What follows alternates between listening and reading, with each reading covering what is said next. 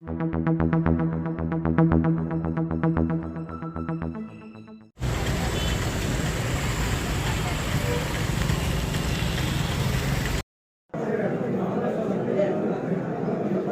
ఈ మధ్య జరిగినటువంటి పరిణామాలు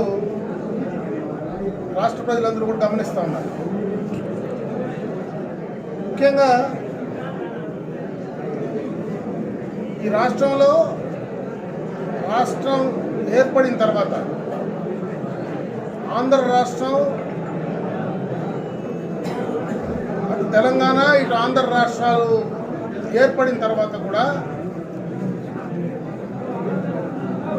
ఈ రాష్ట్రానికి అతి ఎక్కువ కాలం ముఖ్యమంత్రిగా పనిచేసినటువంటి వ్యక్తి, ఒక సీనియర్ రాజకీయ నాయకుడిని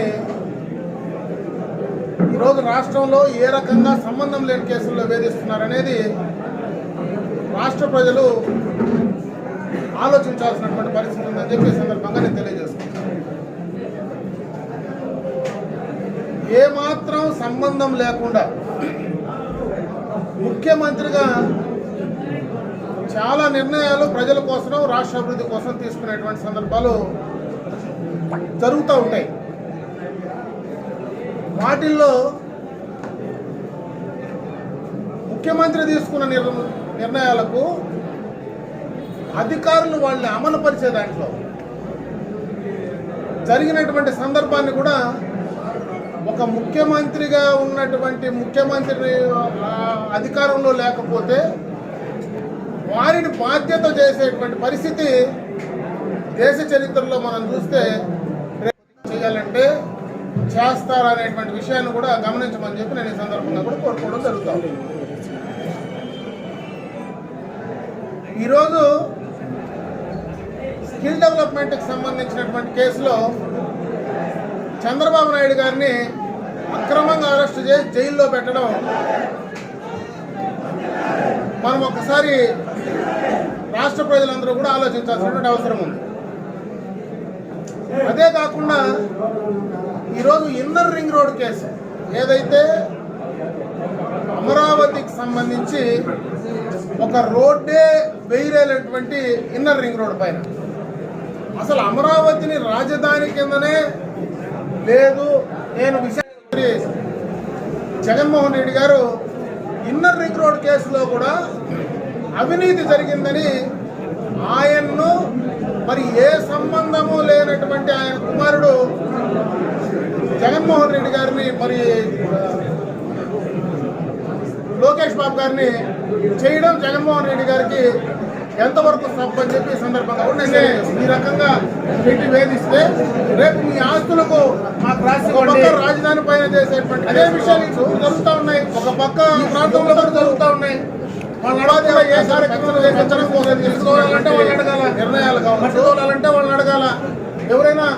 భూమి ఇంకొక భాగంలో రిజిస్ట్రేషన్ చేసుకోవాలంటే వాళ్ళని అడగాల.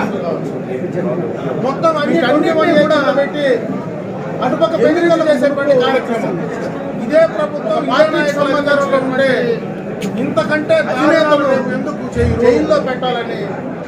ఒక దుర్బుద్ధి. రాష్ట్రానికి 45 సంవత్సరాలు నెలలు జైల్లో ఉన్న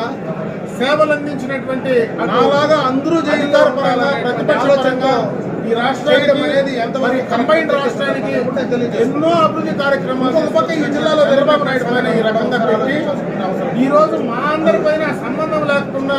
ఇంతమంది పైన ఏదైతే ఇన్ని కేసులు పెట్టి నెలలు కొద్ది బయట ప్రాజెక్టుల కోసం పెట్టేటువంటి కార్యక్రమాలు చేస్తూ ఉంటే చంద్రబాబు నాయుడు గారు వాళ్ళ ఉద్దేశం ఏంటనేది ఆయన దారిలో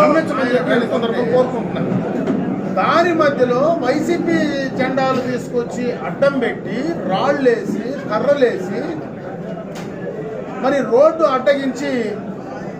ఆ దారిలో వెళ్ళేటువంటి మా పైన అటు చంద్రబాబు నాయుడు గారి పైన ఏవన్గా పెట్టడం, మమ్మల్ని అందరినీ ఆ కేసులో చేర్పించి దాంట్లో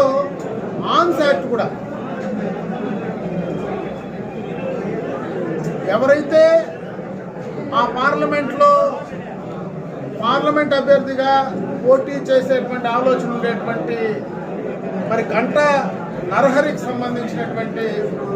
సెక్యూరిటీ మనిషి, అతను ఈ రాష్ట్రం వాడు కాదు, ఎక్స్ ఆర్మీ, తెలుగు రాదు, పంజాబీ లైసెన్స్డ్ వెపన్ కారులో ఉంటే ముందు మా కార్లు పాస్ అయితే ఆ వెపన్ తీసుకొని అతను హ్యాండ్ ఓవర్ చేసుకొని అతనికి తెలుగే రాకపోతే తెలుగులో స్టేట్మెంట్ రికార్డ్ చేసి మా పైన 307 ఆర్మ్స్ యాక్ట్ పెడితే ఎంత మాత్రం ఇది కరెక్ట్గా వీళ్ళు చేస్తున్నారు, ఏ రకంగా వీళ్ళు కనీసం రేపు సమర్థించుకునేటువంటి పరిస్థితి అయినా ఉందా, ఎంత మూర్ఖంగా ఈ ప్రభుత్వం చేస్తూ ఉంది. మరి ప్రభుత్వానికి సంబంధించినటువంటి జగన్మోహన్ రెడ్డి గారు ఆ ప్రాంతంలో ఉండేటువంటి ప్రజాప్రతినిధులు చెప్పినంత మాత్రాన అధికారులు ఏ రకంగా ఇటువంటి తప్పుడు కేసులు పెట్టేటువంటి కార్యక్రమాన్ని చేస్తూ ఉన్నారో వాళ్ళ అధికారులు అర్థం చేసుకోవాలా. అదేవిధంగా ఈ రాష్ట్ర ప్రజలు కూడా దీన్ని గమనించాలని చెప్పి నేను ఈ సందర్భంగా కూడా కోరుకుంటున్నాను.